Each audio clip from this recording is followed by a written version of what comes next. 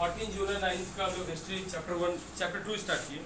Chapter का name है रसन revolution. Actually इस चैप्टर में हम लोग कम्युनिस्ट के बारे में पढ़ना शुरू करेंगे। कम्युनिस्ट का कैसे उदय हुआ, कहाँ से आया। कम्युनिस्ट सुने हो ना, अपने इंडिया में दो कम्युनिस्ट पार्टी है, एक CPI communist Party of India, एक सीपीआईएम, ध्यान से सुनते जाना, एक सीपीआई और एक सीपीआईएम।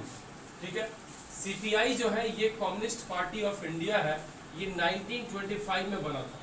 ठीक है, और एक है CPIM communist Party of India Marxist, जो कार्ल मार्क्स के आइडिया पे चलता है। ठीक है,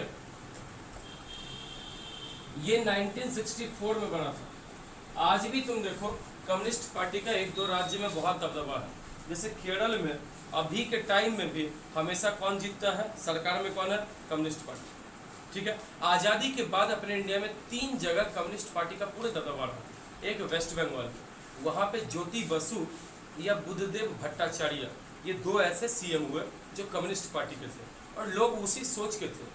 बाद में जब से ममता बनर्जी आई तो कम्युनिस्ट पार्टी वहाँ पे डाउनफॉल में गई। सेकंड नंबर में केरला और थर्ड में त्रिपुरा। त्रिपुरा में एक चीफ मिनिस्टर थे मानिक सरकार, अभी 2 साल पहले वो हटे। बीजेपी वहाँ पे 3 साल पहले हटे, बीजेपी अब वहाँ पे गवर्नमेंट में आ गई। तो इन 3 जगहों पे कम्युनिस्ट पार्टी, ध्यान से सुना, कम्युनिस्ट का सोच क्या है, 2 तरह का सोच है। एक कम्युनिस्ट पार्टी में समाजवाद को बढ़ावा देते हैं। ठीक है, बाहर देखेगा तुरंत पूछेंगे क्वेश्चन 2 मिनट। एक कम्युनिस्ट पार्टी में सीपीआई वाला जो है वो समाजवाद को बढ़ावा देता है, मतलब society should be equal, property जो है लोगों का सब में क्या कर देना है, बांट देना है। ये सोच रखता है कौन, CPI, CPI communist Party of India. और यही चीज रूस में हुआ है, आगे बढ़ोगे तो रूस में यही हुआ। वहाँ के लोगों का प्रॉपर्टी क्या किया गया, डिस्ट्रीब्यूट कर दिया। किसी के घर में शहरी एरिया में 10 गो रूम था, उसके घर को आधा आधा बांट दिया, 2 आदमी को दे दिया। ठीक, ये था सीपीआई का सोच, मतलब society should be equal, society distribute करेगा, बांटेगा।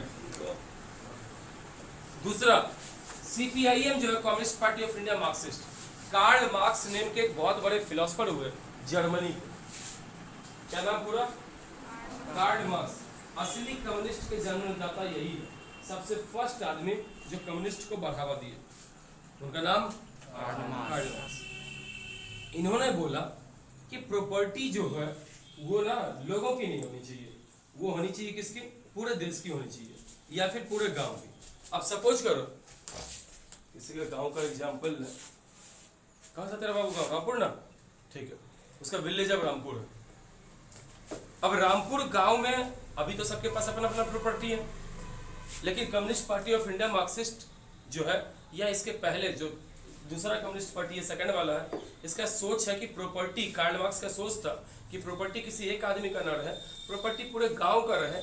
जो लोग जितनी मेहनत करेंगे उसके अनुसार उनको उतना पैसा मिलेगा, सब मिलके खेती करेगा। जो ज़्यादा मेहनत किया होगा उसको खेती का जो प्रोड्यूस होगा गुड्स सामान, वो ज़्यादा हिस्से का मिल जाएगा। जो कम मेहनत करेगा उसको क्या होगा, कम मिलेगा। ये सोच रखता है कौन, CPIM communist Party of India Marxist. समझ में आया क्या दोनों डिफरेंस। पहला सीपीआई है, ये ओल्डेस्ट पार्टी में से एक है इंडिया का। कांग्रेस के बाद सेकंड ओल्डेस्ट पार्टी वही है सीपीआई, जो 1925 वाला है। 1885 में 1885 में अपने यहाँ कांग्रेस बना, और ये 1925 का है CPI party, communist Party of India Marxist. ये कैसे आइडिया पे चलता है, ये चलता है सोसाइटी शुड बी इक्वल, ये चलता है सिंपली कि property should be distributed among all. किसी कोई भी अमीर गरीब ने, एक बार सबको मौका मिलना चाहिए कि प्रॉपर्टी पूरे देश के बराबर हो जाए, उसके बाद जिसको आगे बढ़ना वो बढ़ जाए।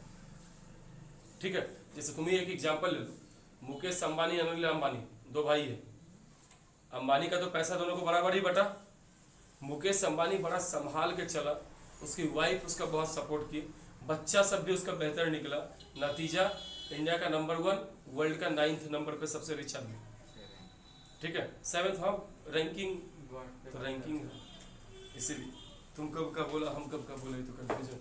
चलिए दूसरी ओर, अनिल अंबानी, प्रॉपर्टी तो उसको भी मिला, नहीं सही से केयर किया, उसका हर महीने तुम सुनोगे ये नीलाम हुआ, ये नीलाम हुआ, ये नीलाम हुआ। अभी के टाइम में आपको लगता है कि 110 115 से भी बाहर हो गया रैंकिंग में।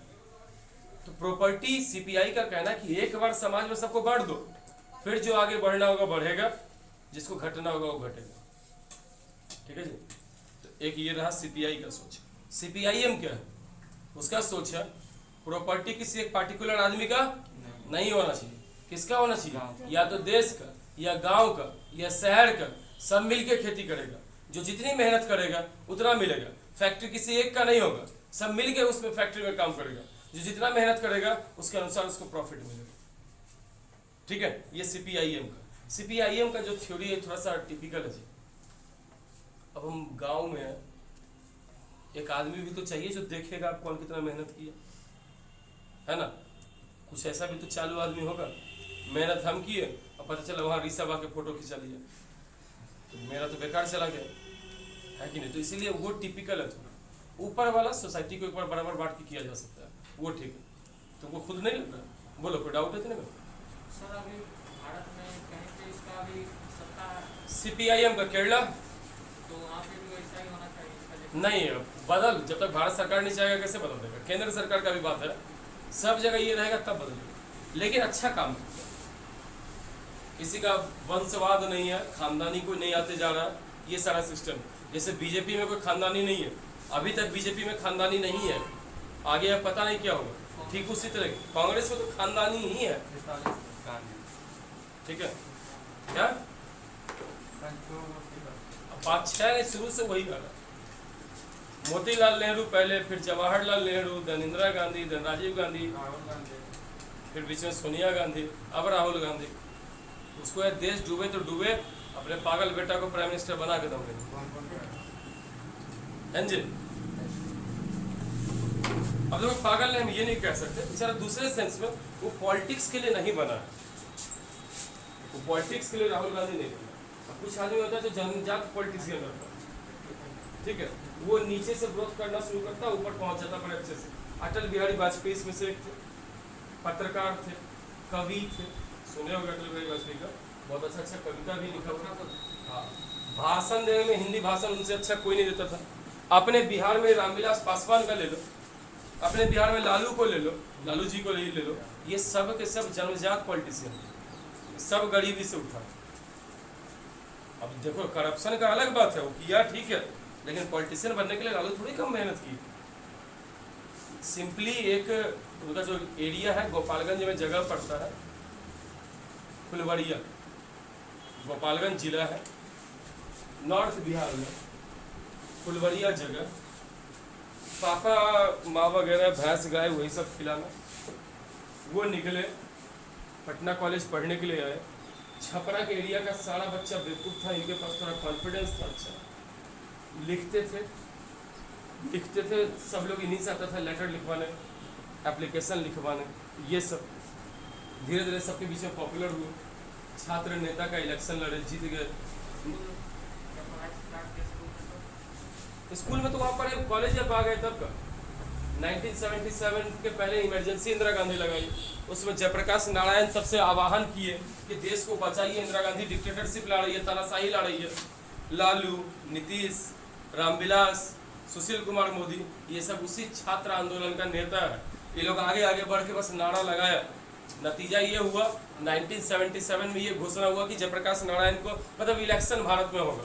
अब जयप्रकाश नारायण को लगा वो इलेक्शन लड़ेगा कौन, तो वो क्या किए, बुलाए सबको, बोले कि जितना फोटो जहाँ जहाँ खिंचाया है, कटिंग है इमरजेंसी का, सबको लेके आओ।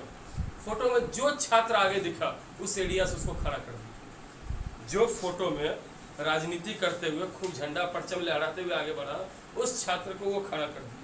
नतीजा लालू जी, रामविलास पासवान, नीतीश जी, जो कुछ भी हैं, ये सब के सब नेता बन गए बिहार। ये सब सच में बहुत मेहनती आदमी था, रियल में। बाद में सत्ता मिला, बेईमान जो हो जाए, लेकिन सच में ये लोग मेहनती था। स्टार्टिंग में विधायक बनने के बाद भी लालू बहुत अच्छा काम किए। जिस एरिया के विधायक थे, मेरे जो अपने एचओडी, हम बीटेक किए मैकेनिकल से, सिविल के मेरे कॉलेज में एचओडी थे एससी राय सर, वो बेगूसराय के बछवाड़ा के, वो बिहार के चीफ इंजीनियर रह चुके हैं, हेड इंजीनियर होल बिहार के, 2000 ईस्वी में, जब लालू का जमाना था उसी से। उसके पहले का वो बताते हैं कि नील मेरा पोस्टिंग 1978 के लगभग में, 78 या 79 में मेरा पोस्टिंग गोपालगंज के साइड था, जहाँ गंडक नदी है, गंडक बहुत भयंकर बाढ़ लाती थी उसमें। तो बाढ़ आने का था, हम चूंकि चीफ इंजीनियर थे, मिट्टी काटेगा, गांव में पानी घुसेगा, तो जवाब तो मेरे पे भी आएगा। तो हम मतलब लेबर सबको लेके सब में अब देखो तुम जानते हो बांध को बचाने के लिए क्या किया जाता है, बालू भर दिया जाता है बोरा में और उसको बंद करके उसको जगह जगह डाल दो ताकि वो क्या हो जाए, स्टॉप हो जाए फ्लो उसका, करता है ये सब।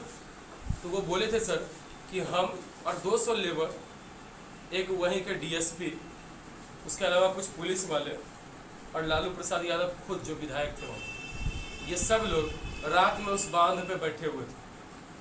सब लोग सो गया, सर और लालू जी का बड़ा अच्छा बातचीत, पूरे सुबह 4 बजे तक जगे रहे कि कब लेवल हाई होगा तो हम लोग को बोरा जाकर डालना पड़ेगा उसमें, सब मिल के। तो इतना मेहनती आदमी, तो बाद में पता नहीं कैसे नेचर बदल गया सडनली पैसा के लिए, तब वरना सही में जमीनी आदमी बहुत ज़बरदस्त थी। हम बुराई करते हैं उनके करप्शन की, पर्सनली वो पार्टिकुलर आदमी बहुत अच्छा, या अपने परिवार को सिर्फ आगे बढ़ाने का, लेकिन काम करने में वो सच में स्टार्टिंग का जो काम है बहुत बेहतर। रामविलास पासवान का माँ इनकी, इनके पापा पानी भरते थे अमीर आदमी के, जमींदार के, माँ इनकी घास काटती थी, खुद पास किए, बीपीएससी कंप्लीट की, डीएसपी बने बिहार। रामविलास पासवान जो तुम सुनते थे पिछले साल ही मर गए थे कोरोना के बाद, वो ऐसे आदमी नहीं, इंडिया भर में सबसे सूटेबल जो हिंदी बोलने का, शुद्ध एकदम हिंदी, एक गलती नहीं, और सबसे बेस्ट भाषण देने का रिकॉर्ड उनका। इंडिया में उनसे बेहतर हिंदी कोई नहीं बोलता, जबकि हैं बिहारी। हम लोग बिहारी बदनाम इसीलिए कि हम लोग हिंदी का टांग खींच देते हैं, ठीक है, लेकिन एक बिहारी का सबसे बेस्ट रिकॉर्ड है, सोच लो, इतना लोअर लेवल से नीतीश कुमार का है। मम्मी पापा जो गांव उसका कल्याण बिगड़ा, धान का खेती, बस सिंपली। उस जमाने में ऐसा नहीं था इतना पैसा खर्च करके पढ़ाना पड़ेगा, उस जमाने में था थोड़ा पढ़ने में मेरिटोरियस हो आपका एडमिशन हो जाएगा। अभी तो चलता है पैसा पे ही एडमिशन होगा, होता है जी।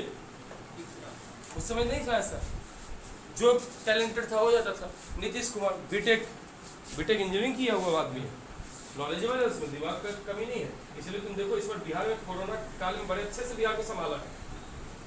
अभी तक बिहार में 10,000 लोग नहीं मरे हैं, 9484 लोग मरे हैं, जबकि पॉपुलेशन आपका बिहार पूरे इंडिया में सेकंड नंबर पे है। 12.41 करोड़ पॉपुलेशन है, और आपके यहाँ डेथ करने वाले लोग 9484, कल का डाटा है एक्यूरेट, देखिए, ठीक है, ये है हिसाब। और इतना अच्छा से संभाला गया। जबकि आप ले लीजिए केरला, हम लोग तो बोलते हैं कि केरला से पढ़ा लिखा कोई नहीं है, 93% literacy rate, people are very literate, बोलते हैं ना जी केरला का सबसे ज्यादा। कल भी कोरोना का 13,000 फ्रेश केस है, 13,000, और मरने वालों की संख्या 37,000 के ऊपर। अब आप बताइए, वो पढ़ा लिखा कि हमारा ही सीएम तब अच्छा, हम लोग जितना गाली दे लो, हम भी पसंद नहीं करते नीतीश कुमार को, लेकिन यहाँ तो सच में अच्छा काम किया। कोरोना में बहुत कम लोग बिहार में डेथ किए, कोरोना का रेट कम है। इतना जल्दी तुम कोचिंग आ गए, जाओ तो महाराष्ट्र में कोचिंग खुल गया होगा, दिल्ली में खुल गया। दिल्ली में भी कौन आया, केंद्र सरकार आया, तब केजरीवाल तो डुबा ही दिया था, केजरीवाल रियल को डुबा दिया था।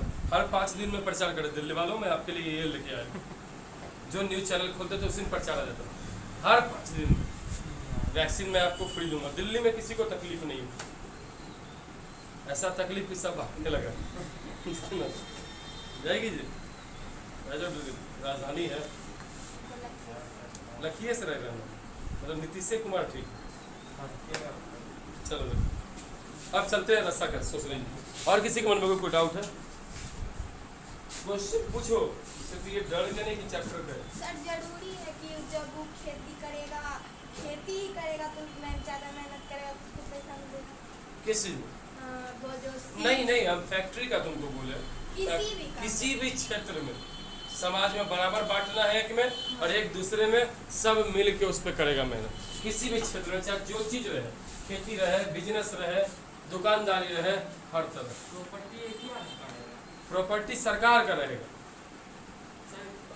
बता रहे देखो क्या, पूरा दुकान वहां से लेके यहाँ तक, विद्यापीठ चौक से लेके पूरे उस जमुई मोड़ तक सरकार बनवा दिया दुकान। सरकार बनाने के बाद टेंडर निकालेगा, कौन दुकान कौन लेना चाहते हैं, आप पैसा लगाइए, बोली लगाइए, या हम आपको सारे परिवार को एक दुकान दे रहे हैं, आप जिस चीज का खोलिएगा आप जानिए। सबको इक्वल हुआ कि नहीं? तुम्हारा पे कैसे हुआ? प्रॉपर्टी तो तुम्हारा हो गया। कम्युनिस्ट पार्टी इस चीज को नहीं फॉलो कर, बढ़िया गया। सोशलिज्म इन यूरोप, सोशलिज्म मतलब समाजवाद, समाजवाद मतलब समाज में सारे लोग बराबर, उसको मिलकर बोले समाजवाद, तो नहीं लगेगा।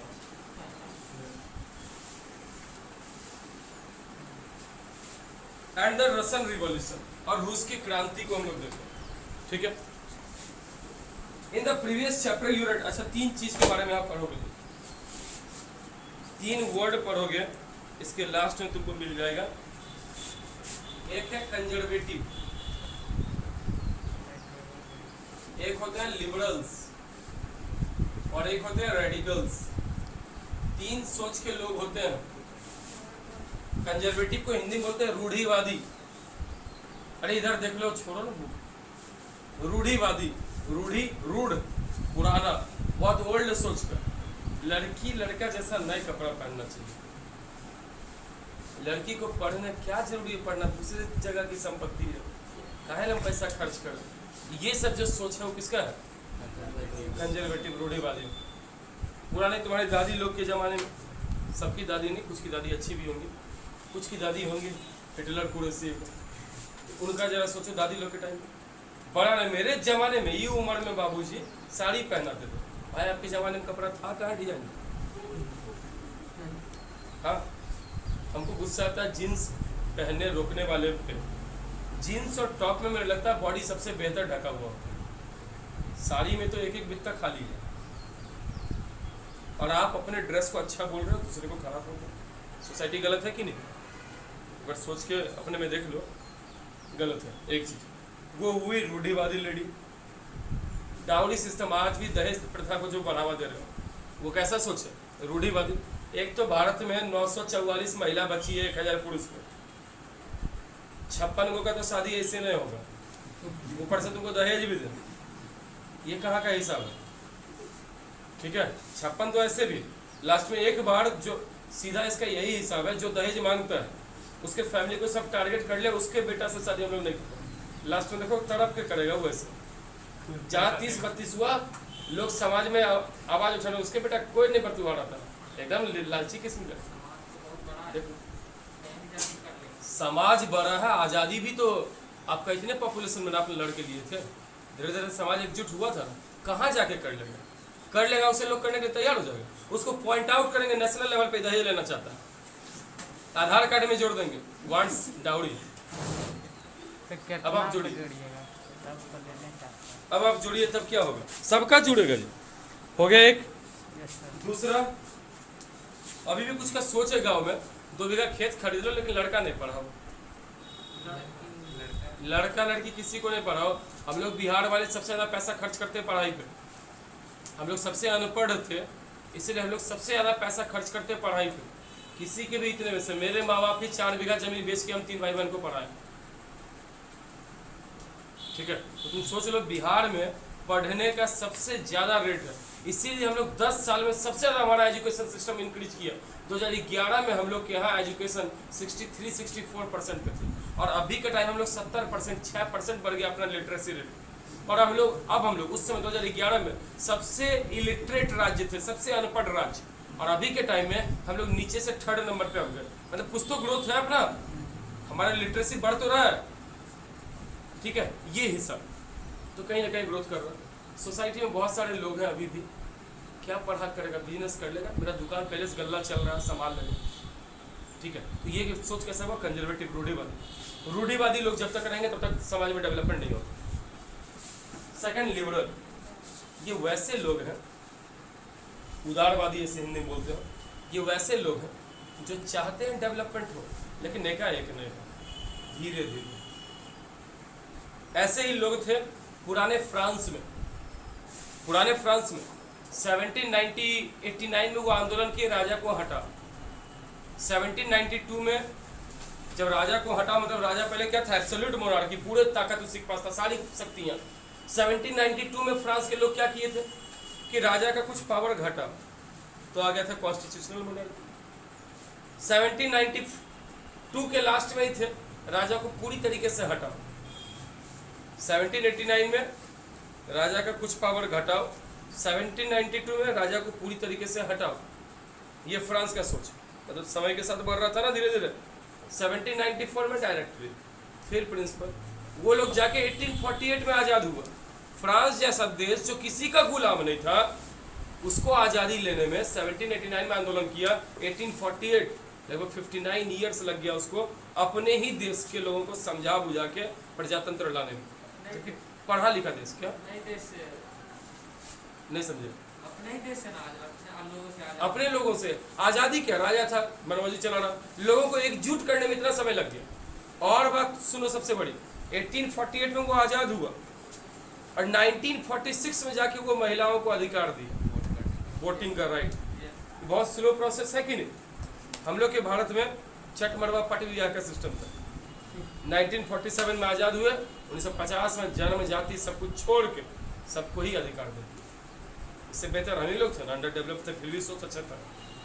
हाँ जी, गुलाम रहे 192 साल, गुलामी की यार में भी लोगों का डेवलपमेंट नहीं भूले। ये नहीं है। तो फ्रांस का वो सब लोग कैसा था? लिबरल था, चेंजिंग तो चाहता था, लेकिन कैसा चेंजिंग? स्लोली, धीरे धीरे, स्टेप बाय स्टेप। चलो इस 5 साल में क्या करेंगे, पहले लड़का पढ़ाएंगे, फिर 5 साल में लड़की को थोड़ा एजुकेशन देंगे 8 या 9 तक, फिर लड़की को एजुकेशन 11-12 देंगे, सिलाई कढ़ाई बुनाई ये सब सिखाएंगे, कहते उसको जुलाहा बनाना है, ठीक है। फिर थोड़ा सा और पढ़ाई होगा, अब लड़की को ग्रेजुएशन वगैरह करना है। अब है लड़कियों को जॉब करने। अब तो देखो आधा फैमिली चाहता है दहेज भी मिल जाए, जॉब वाली लड़की भी मिल जाए, तब तो सोने पे सुहागा है। देखो सब चाहता है, ये भी बेचारा है पढ़ा लिखा सिर्फ खोजता, पढ़े लिखे आजकल कौन नहीं रहा। नौकरी भी मतलब हाँ नौकरी, क्यों? दहेज भी ले लिए, अब पैसा भी, मतलब तुम ही होशियार है, बाकी गवार है। देख रहे दिमाग पढ़ना पड़ेगा इधर, अच्छा पढ़ा, बहुत बेहतर जगह कॉलेज, नहीं तो बहुत गड़बड़ है सबके साथ, तुम्हारे की मेरे लिए भी। नहीं पढ़ेगा लिखेगा तो 2 चूल्हा जोड़ के भी शादी ले लो। 2 चूल्हा समझते हो? किसी का बेटा थोड़ा पागल हो जाए, थोड़ा पैर हाथ से डैमेज रहता है, अपाहिज टाइप, कुछ और प्रॉब्लम है, कोई मर्डर का केस लग जाए, ये सब और प्रूफ भी हो जाए, जेल रह के आ जाए, तो इन लोगों से समाज में कोई शादी करना चाहता है जल्दी? तो ऐसे में उसके माँ बाप को कोई गरीब लड़की ढूंढना पड़ता है, जो परिवार गरीब है उसको ढूंढता है। उल्टा पैसा यही देता है, 1-1.5 लाख आपको भी देंगे, आप थोड़ा खिला पिला दीजिएगा, सब पैसा मेरे घर से खर्चा, जेवर से लेके सब चीज़। इसको बोलते हैं 2 चूल्हा जोड़ना, मतलब लड़के में भी खर्चा हम ही किए इतना दूर बनाने को, और उधर लड़की को भी पैसा देकर हम ही खर्च कर रहे हैं। तो अंतिम ऑप्शन जो दहेज लेता है उसको ये 2 चूल्हा पे मजबूर कर देना चाहिए। लास्ट में जब अपने घर से पैसा जाएगा ना, सब दहेज छूट जाएगा प्रथा। तो मिले नहीं चक्कर में क्या? नहीं देखा तो टमाटर आलू मारेंगे भविष्य में, शादी में सब अच्छा छिटता है, बोले चलेगा जी मरने। सुशांत वो अपने बेचारे लेने के चक्कर में खुश है। 2 भाई है, बहन कितनी है? 1 भी नहीं, जनता दोनों साइड से प्रॉफिट है। इन द प्रीवियस चैप्टर, तो आप तीनों सोच में लेकर देख लिए, अब चलते हैं चैप्टर पे। अब तक बहुत बातें होंगी, इधर उधर आप समझ गए, कम्युनिस्ट का सोच भी आ गया। अच्छा रेडिकल जो एकदम जल्दीबाजी में चाहता है वही भारत चटवड़वा पट भी वाला सिस्टम। आज हुआ कल आजादी, कल राइट्स चाहिए, उसको बोलते हैं रेडिकल। ऐसा लोग युवा सब था, जैसे सुभाष चंद्र बोस क्या चाहते थे? वो हथियार लो, अंग्रेज को भगाओ सीधे। गांधी जी जो सोच में थे वो क्या थे? और गांधी जी के पहले जो जमींदार सब था वो क्या था? अंग्रेज आ ही गया तो उसके पास चल गया, माई बाप हम आप ही के रहेंगे, आप मेरे ही रहेंगे। ये जनता तो है ही, कल हम इस पे शासन करते थे, आप आज कीजिए, बीच में हम बस मीडिएटर रहेंगे, 1% लेंगे इधर से उधर। 1 से 1 जमींदार था, बता रहे जैसे। इस इतने में सबसे ज्यादा गोरा कौन है? ये विदेशी लग रहा, ठीक है। नाम ही हम भूल गए, सुमंत नाम रखा, चतुर वाला एकदम सुमंत। अब सुमंत ये है, ठीक है। अब ये क्या है? ब्रिटिशर, ध्यान देना जरा। सुमंत क्या देखा कि इन सब में सबसे ज्यादा चतुर, सबसे होशियार में से कौन है जो सबसे टैक्स वसूल कर सकता है। तो सपोज करो सुमंत इसमें से क्या किया कि उसे क्या नहीं बोलते, ट्विंकल को क्या बोला? ट्विंकल और ट्विंकल के परिवार को बोला कि आप लोग जमींदार हो जाइए। और सुमंत अंग्रेज था, चूंकि इसका कहना था हमको 11% चाहिए टैक्स, मतलब 100 मन अनाज हुआ तो 11 मन चाहिए हमको, ठीक है। ये हिसाब ये लगा। शुरू में ट्विंकल गई लोगों के पास गई, किसी साल फसल कम हुआ, जैसे मेरा ही फसल कम हुआ, अब मेरे पास अनाज वनाज बहुत कम था। आई ट्विंकल, जो जमींदार आता था उसके साथ 2 आदमी रहता था जमींदार के साथ। एक रहता था कौन, तो बगल में मुंशी क्लर्क लिखने वाला, एक रहता था पुलिस। क्लर्क लिख के आपका बताएगा कितना टैक्स हुआ, दिए तो दिए, नहीं दिए तो पुलिस या तो कोड़ा से आपको मारेगा या घोड़ा में बांध लेगा, घसीट के लेके जाएगा। ये हिसाब था। अब आई ट्विंकल ये लेके, मेरे पास फसल कम हुआ, 3-4 बाल बच्चा था, बेटी का शादी करना था, सब चीज़ था कष्ट। अब आई ट्विंकल की नहीं, हमको तो चाहिए, माँ बाप बोला है तो देना है। हम नहीं दे पाए तो क्या कि घसीट चले गए, बीच रास्ता में छोड़ दी वो। अब बाकी सबसे 11% ले गई थी बड़ी, ये चतुर थी, ये क्या काम कर रही है, 11% लेके गई। माँ बाप बहुत मेहनत करना पड़ा, गाँव वाला एकदम अजीब तरह कैसे घर में छान छान के निकाले, जान उसके अपना तारीफ का पुल। तो अंग्रेज बोला ठीक है 10% हम लेते हैं, 1% जाओ तुमको दे दिया। शुरू में इतना ही कमाई था, जमींदार को लगा इतने में क्या होगा, इससे ज़्यादा तो पहले लूट लेते थे। अब जमींदार क्या करना शुरू किया, देखा कि अंग्रेज तो कभी आता नहीं किसान से बात करना, अब किसान तो इंग्लिश जानता नहीं है, ठीक है, इंग्लिश जानता नहीं है, अंग्रेज को हिंदी आती नहीं है, किसान को इंग्लिश नहीं आती है, नो लैंग्वेज। जब लैंग्वेज क्या है तो हम हैं बीच में, जो दोनों लैंग्वेज, तो दोनों का फायदा कौन उठा ले, हम उठा ले।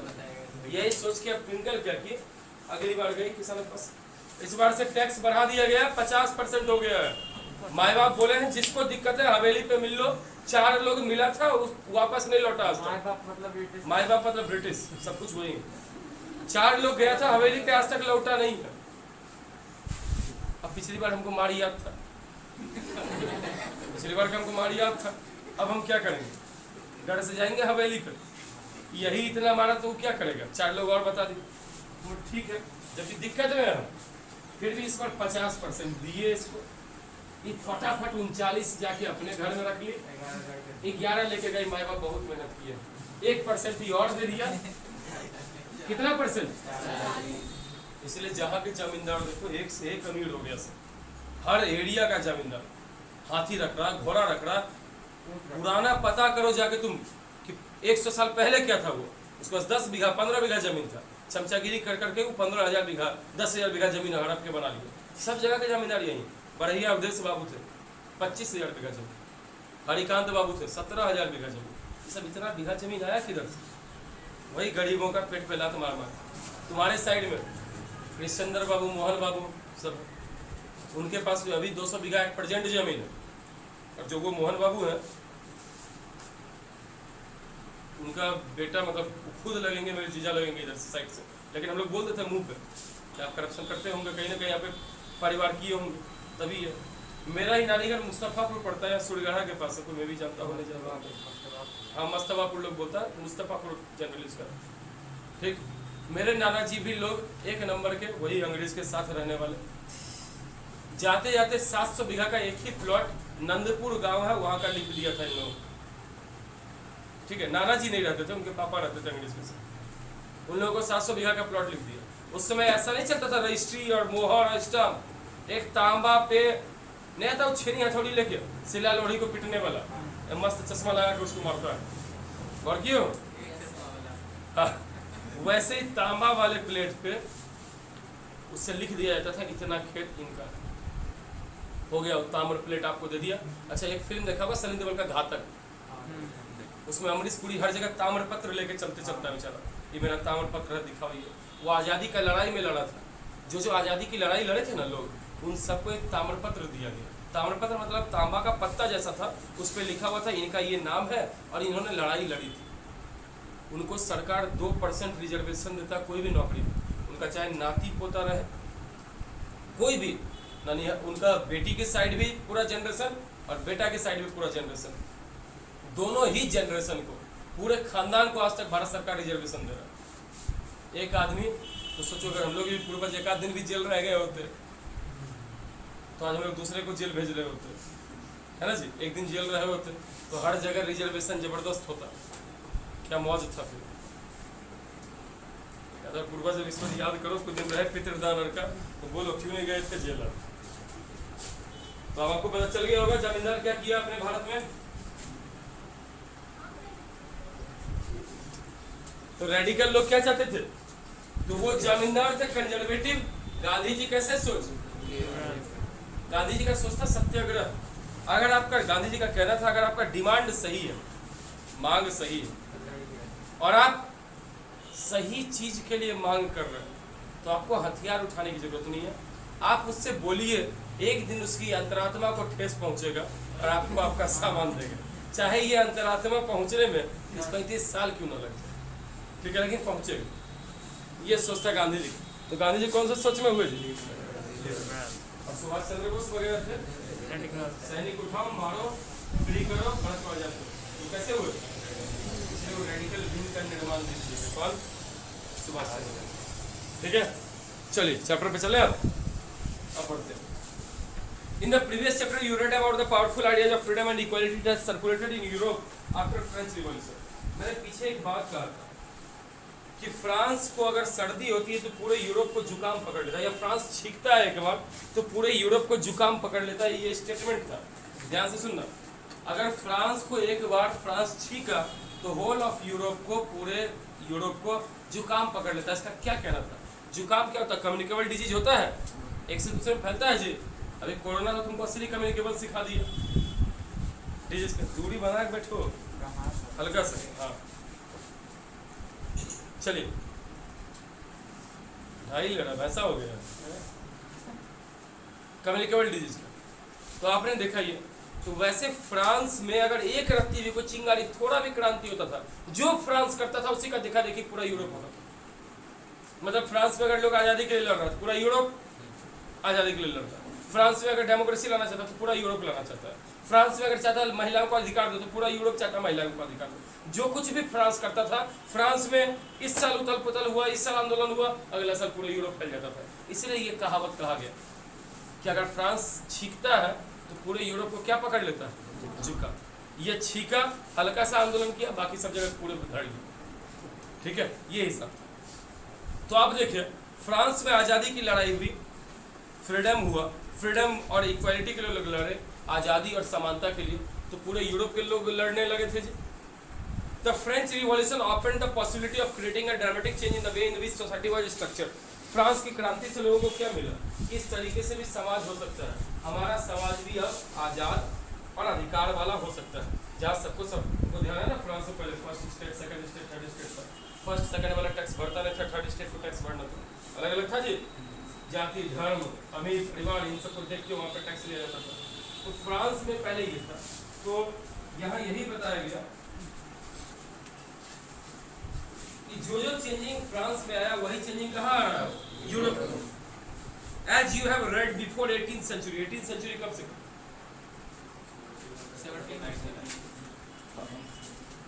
1700 से 1799 बोलेंगे।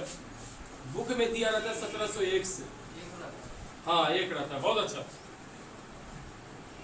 अब जरा सा गौर करना। फिर 19th सेंचुरी कब होगा?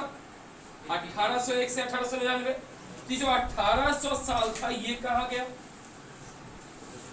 एक साल खा गया बीच में, 365 दिन साफ, वो भी लीप ईयर है, आधा ज्यादा लीप ईयर है। 366 दिन कहाँ गया? दिया ये जरूर रहता है, लेकिन इसको लेना चाहिए कहाँ से? खुद सोच लो ना। ये 1701 से 1799, ये 1801 से 1899, तो ये 1800 साल कहाँ गया? एक साल है। अरे एक साल जो 1800 ईस्वी है, ठीक 1800, वो कहाँ गया? है क्या काउंट? इसीलिए 1700 से 1799 18वीं शताब्दी, 1800 से 1899 19वीं शताब्दी। अब सपोज करो, कब है तुम्हारा बर्थडे? 8 दिसंबर। ठीक, 8 दिसंबर को बर्थडे है। इस पर कितना साल होगा? छिपाने ठीक है, 9 में आ गया तो ये साल क्या होगा? 14 होगा। तो 14 होगा तो मछली बेच रहा है, मोल भाव कर रहा है, तुम भाई माल नहीं कर रहा। कितना एज हुआ जी तेरा? 11 दिसंबर को उसका 15 होगा। वो ईमानदार है बेचारा। 13 बिहार बोर्ड में 13 में मैट्रिक पास करता आदमी, अब 14 में तो मैट्रिक पास करता। चलो वो 15 बोला, 15 होगा। जिस दिन 11 दिसंबर था उस दिन उसका 15वां साल पूरा हुआ। तो 15 के बाद 12 दिसंबर से उसका क्या चलेगा? 16वां चलेगा जी। 12 दिसंबर से 16वां चलेगा। ठीक उसी तरीके से जिस दिन 1699 1799 खत्म हुआ 1800 आ गया, 1800 से अब क्या चलेगा, 19वां चलेगा। इसलिए शताब्दी में क्या होता है, अगर 19 बोला तो आपको 1801 से 1800 से 1899 लेता है। एक बार सोच के देखो, 1799 खत्म हो गया, 1800 आया, तो जिस दिन 18वां खत्म हुआ उसके बाद अब क्या चलेगा, 19वां चलेगा ना। तो इसीलिए ये 19th सेंचुरी। अभी कौन सा सेंचुरी है जी, 21st सेंचुरी। 2000 के पहले 1999 तक था 20वीं शताब्दी, 2000 से 2099 तक है कौन सी शताब्दी, 21वीं शताब्दी। जरा सा इसको गौर करना, अगर 21 रहे तो हल्का पीछे घट जाना, 2000 से 2099। 11 रहे तो क्या करोगे, 1000 से 1099।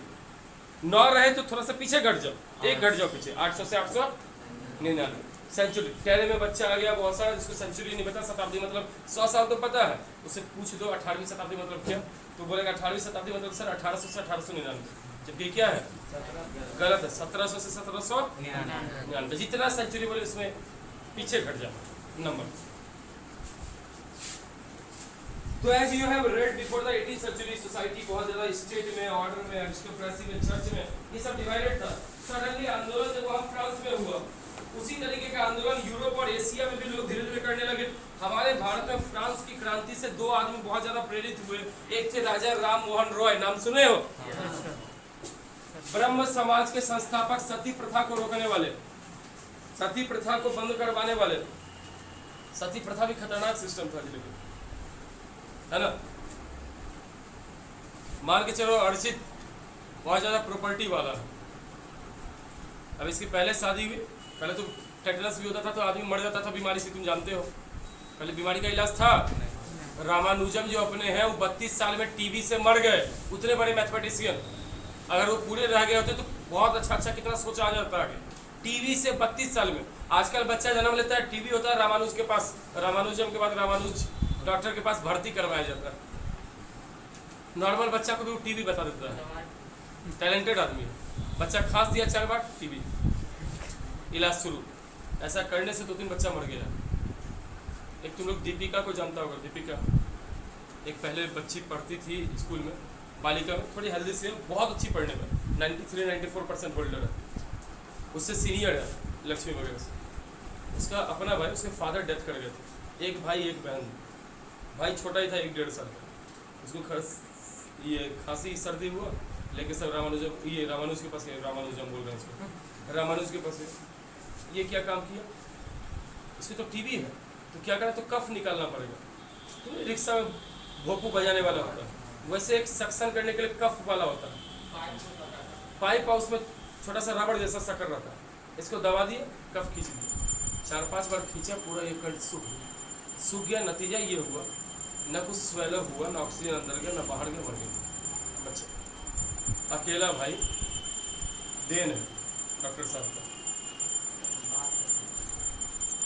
बहुत का इलाज कर भी दिए होंगे, ऐसा थोड़े डॉक्टर का जीवन अधिकार। लेकिन हर बच्चे का आप टीबी ही बता देना गलत हो तो पूरा जांच।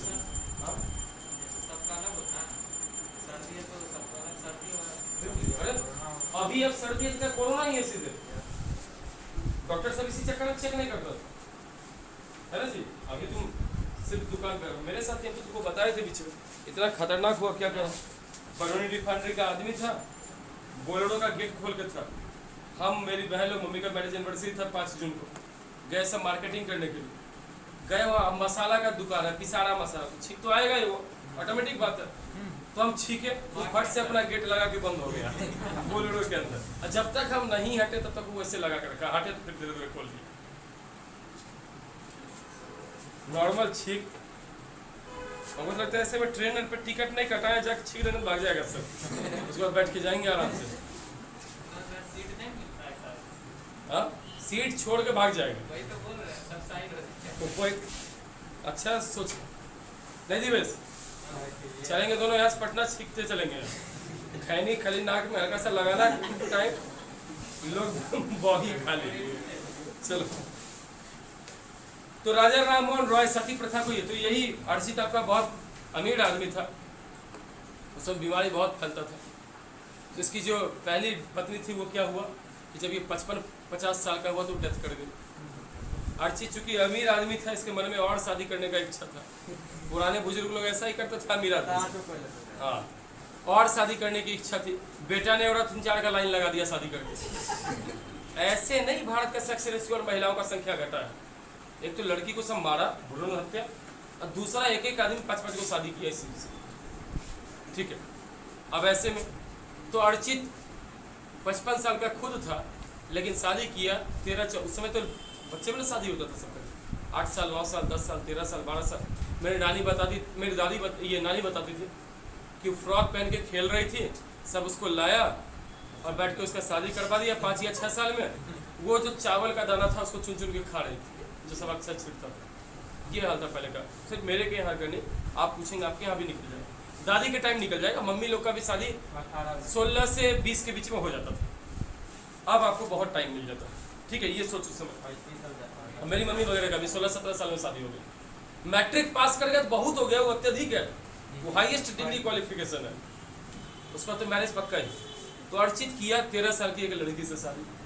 अब चूंकि 55 का अर्चित है, 70 जाते जाते ये लुढ़क गया।